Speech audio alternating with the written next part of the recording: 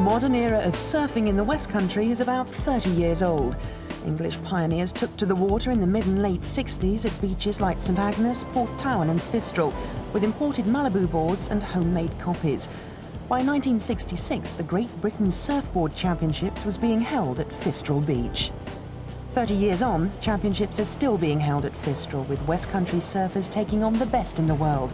Surfing is an established part of the region's culture and economy, with thousands taking to the waves throughout the year on bodyboards, shortboards, longboards, wave skis and canoes. Surfing has an elite, but it's not necessarily elitist, and the average man or woman on the street can join in. You just have to decide which form of surfing suits you best.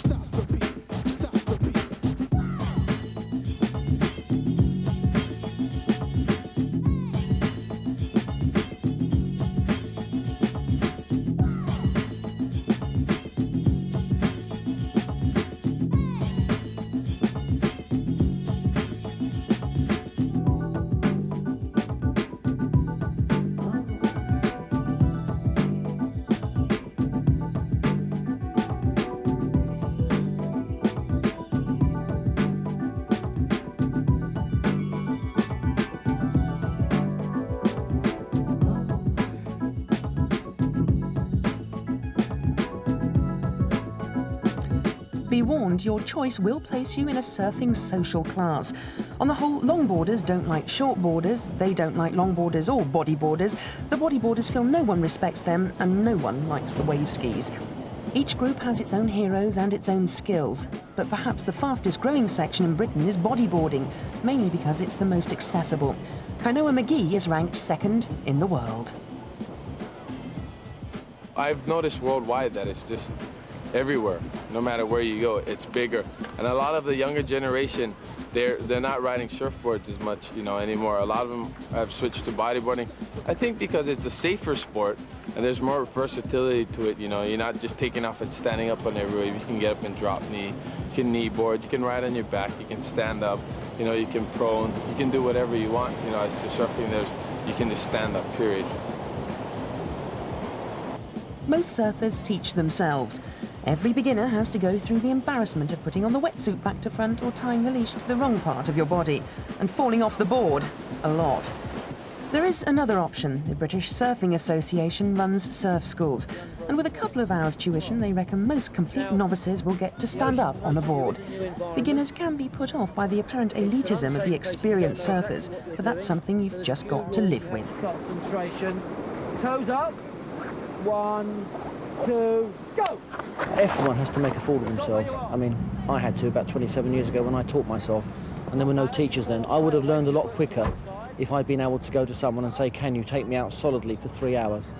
What occurs is that someone says, oh, here's a board, here's a suit, I'll take you down the beach, and then they suddenly disappear out the back, leaving you floundering. Whereas if you're a paid instructor, you're there for 3 hours, you get to give them a lesson, and then they learn very quickly. I think the elitism or the snobbery comes from the fact that it's a hard-won skill. To become a good surfer, you really have to put some hours in. I mean, to become a first-class surfer, in most conditions in this country, you probably have to go most of the time for about a year before you can say you can have a good time anywhere. And they're quite proud of that skill they've learned.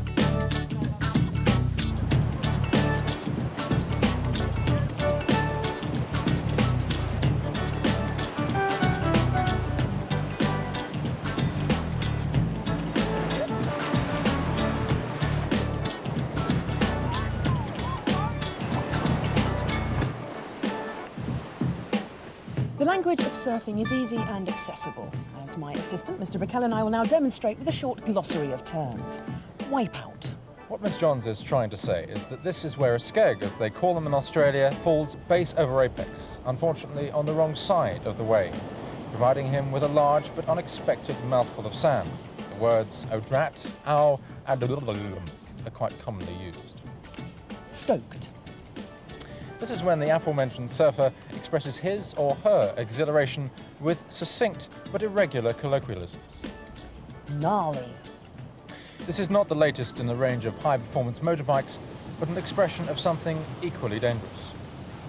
Radical. A more conventional meaning might be essential or seeking anti-South action during the time of the American Civil War. In this case, it means excellent or supreme. Now we can move on to some slightly more complicated words which we can use to build up sentences. Outside. This means there's a worryingly large wave approaching, with the inference being paddle like mad in the right direction. Impact zone. This is the point where the wave reaches maximum velocity. It's advised to be elsewhere at this point. Inside. Insiders will know that inside means being on the inside of the outside, but not quite in the impact zone. Outsiders should take note. Good. Now let's learn some technical terms.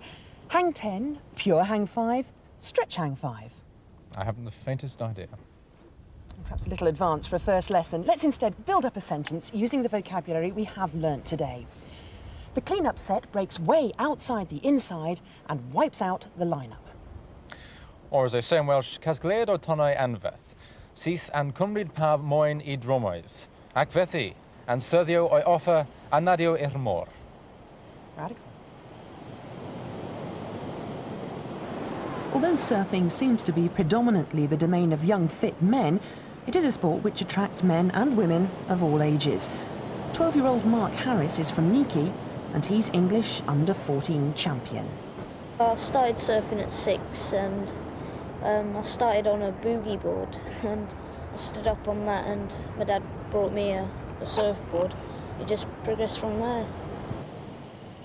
Gwyneth Haslock has been surfing in the Westcountry since 1966, as these home movies demonstrate.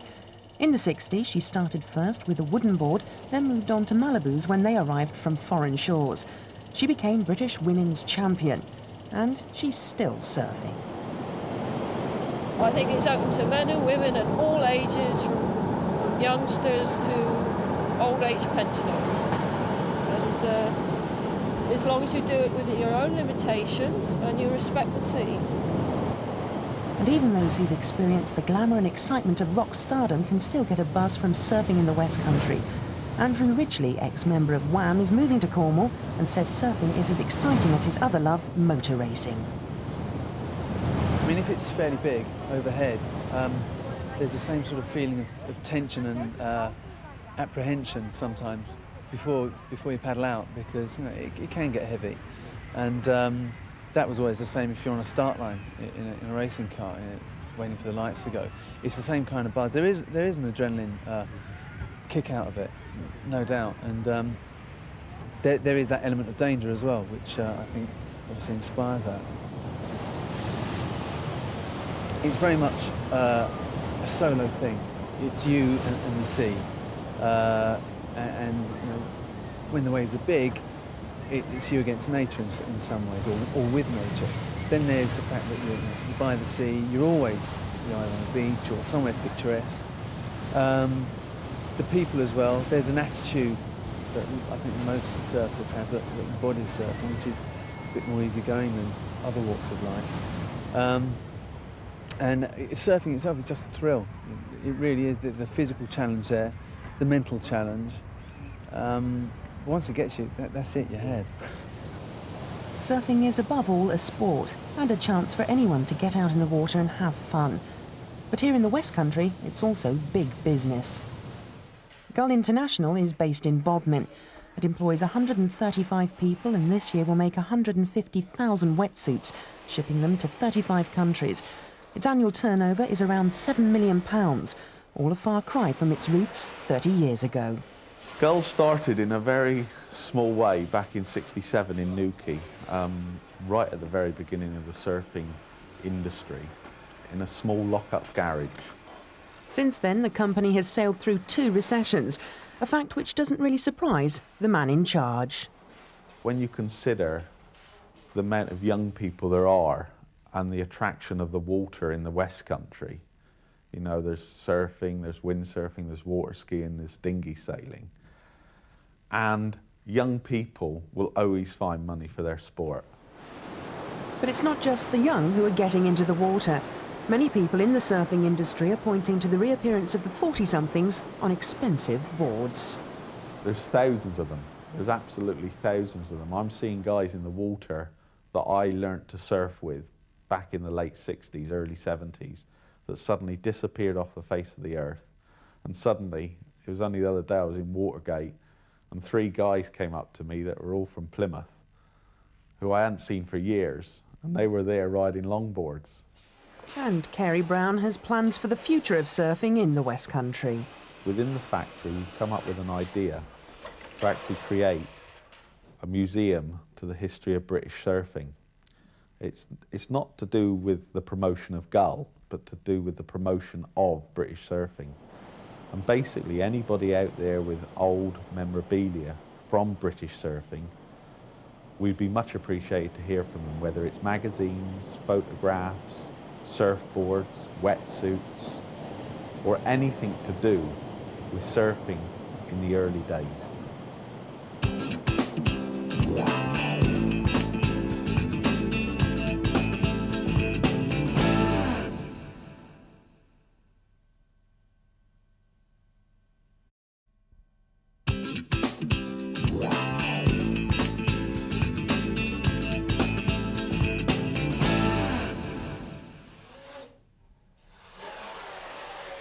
Chops Lascelles has been surfing here for 20 years.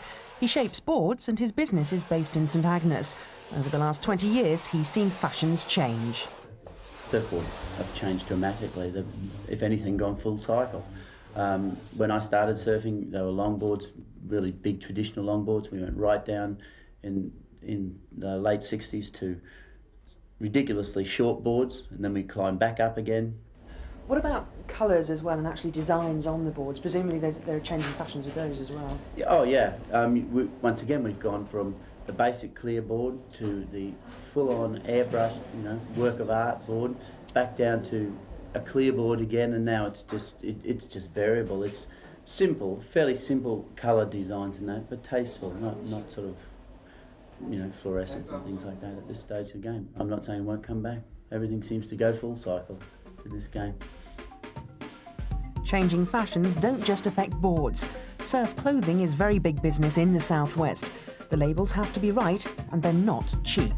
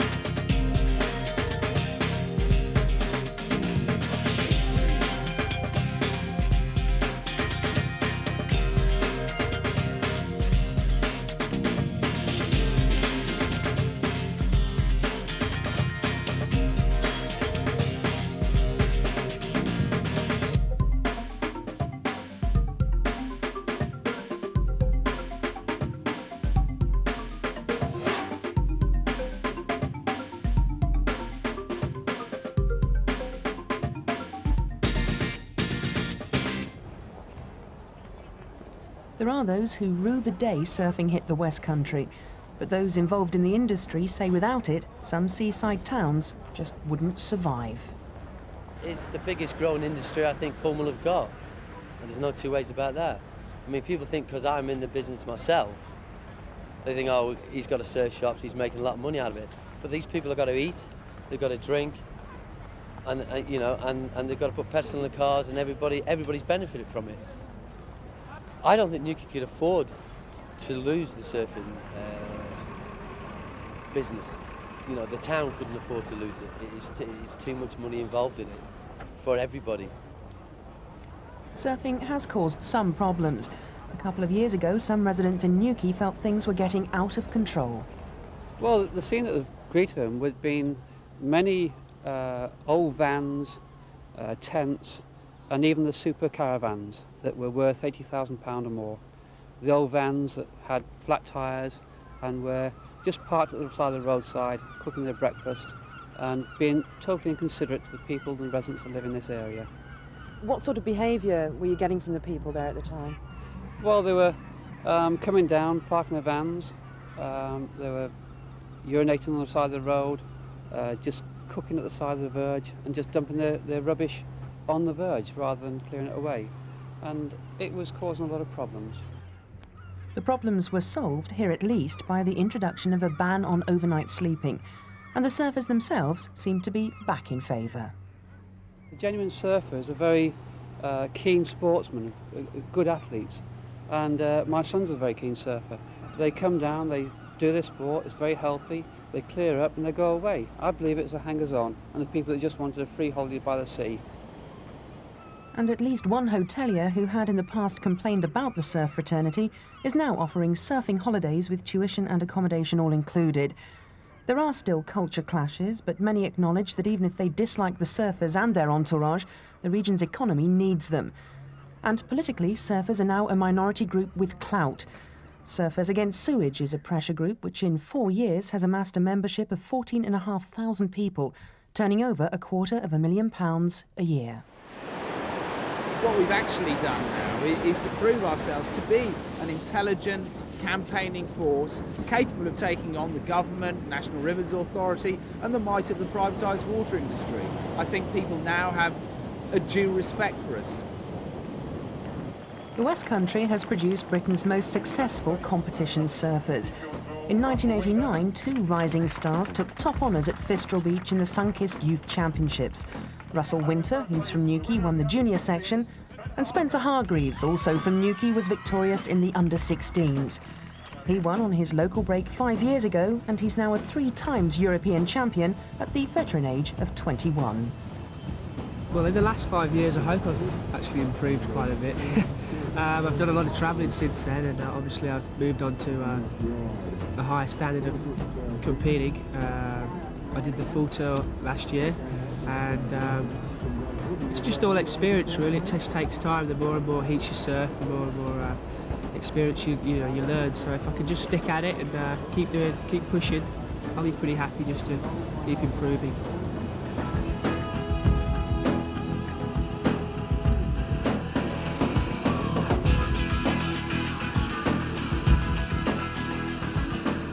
In 1989, Russell Winter clinched the under-13s. At the age of 18, he's been given £100,000 in sponsorship, which has put him in the big league, surfing against top professionals. This year, he's leading the EPSA European Tour with 5 or 6 contests still to go. But he says the other pros do have some advantages. They come from hotter climates, there's more consistent waves, there's a lot more surfers, and there's a lot more money to be had, like just in contests. There's more contests, the sponsors have got a lot more money. It's, well, just basically everything that we haven't got, really.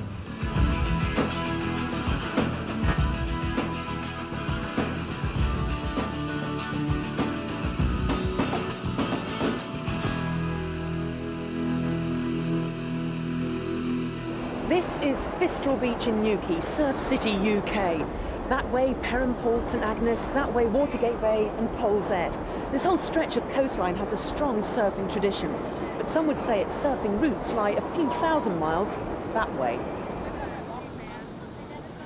This is Huntington Beach, California, Surf City, USA. That way, Laguna Beach, Newport, Dana Point, that way, Long Beach and Malibu. And it's cool today, only 70 degrees.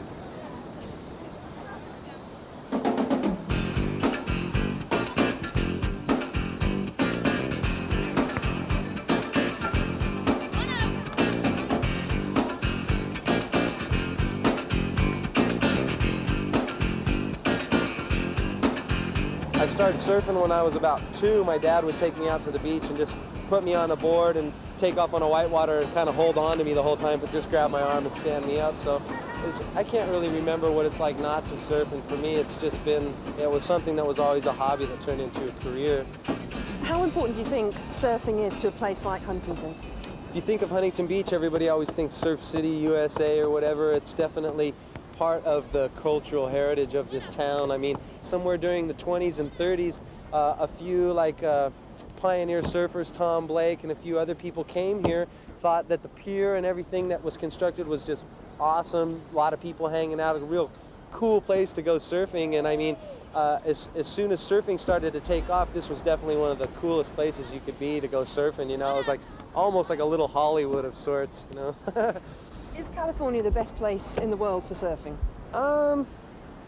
I guess California is the best place in the world to be a surfer, but as far as riding waves like surfing goes, I'd say that there's a lot of places in the world that are a lot better than California. But the mystique and the culture and everything that goes behind being a surfer in California, I've been to other places in the world, and I can't really say that it's a better thing to be a surfer somewhere else. Maybe Australia, but as far as the waves go, I think the best waves are by far in Hawaii. You can see that the surf stoke is worldwide, you know, it's all over the place. You know, I hear there's waves in like Lake Michigan and people surf there and think they're surfers and stuff, so everybody's into it, you know.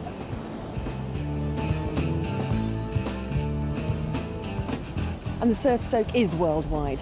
Here at Fistral, the Headworks Pro Surf competition is in full swing, with some of the best surfers in the world competing for up to $60,000 in prize money.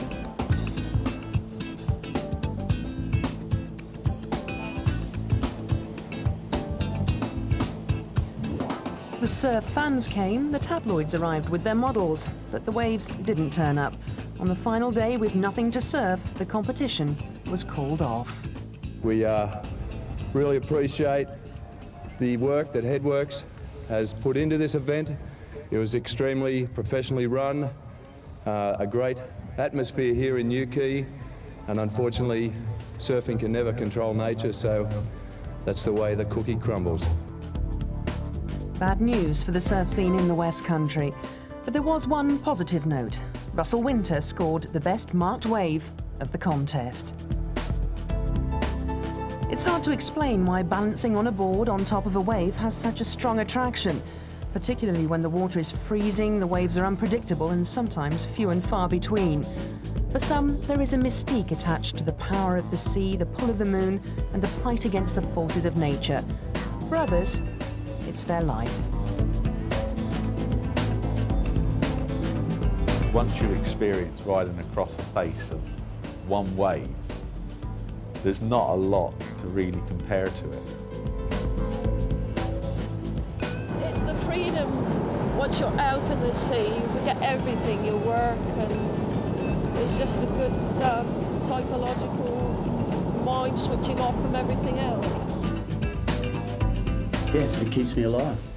And I'll continue to surf for as long as I possibly can. It's a drug.